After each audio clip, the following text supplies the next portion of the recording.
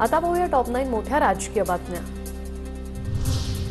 मला औरंगजेब फॅन क्लबचा अध्यक्ष म्हणणाऱ्यांनी हिम्मत असेल तर बांगलादेशात जाऊन हिंदूंवरील अत्याचार थांबावा। उद्धव ठाकरेंचं अमित शहांना दिल्लीतून आव्हान।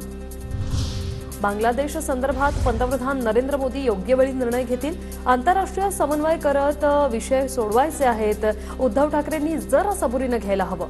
प्रवीण दरेकरांची उद्धव ठाकरेंवर टीका। आरक्षणाबाबत निर्णय संसदेतच होऊ शकतो। बांगलादेशसारखी परिस्थिती निर्माण होऊ द्यायची नसेल तर वेळेत निर्णय घ्या। आरक्षणावर उद्धव ठाकरेंचं वक्तव्य। आम्ही धारावीच्या विकासाआड नाही, पण एका धारावीच्या 20 धारावी होऊ देणार नाही। धारावीकरांना आहेत तिथेच घर मिळावं, त्यांच्या व्यवसायाला जागा मिळावी। उद्धव ठाकरे यांची भूमिका स्पष्ट।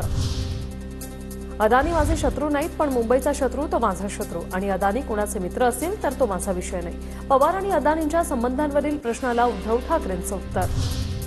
विशाल पाटील आणि विश्वजित कदमांवर डोक धरून बसणार नाही, पण पक्ष सोडणाऱ्या गद्दारांना माफी नाही।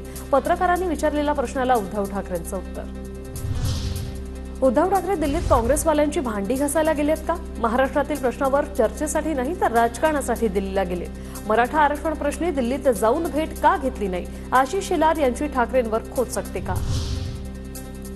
लाडकी बहीण योजनेचा पहिला हप्ता 17 ऑगस्टला मिळणार। राज्य मंत्रिमंडळाच्या बैठकीत निर्णय। राज्य सरकार 17 ऑगस्टला भव्य दिव्य कार्यक्रम करणार। माढाकडून मुंबईत 2000 घरांसाठी सोडत जाहीर। 9 ऑगस्टपासून ऑनलाईन नोंदणीला सुरुवात।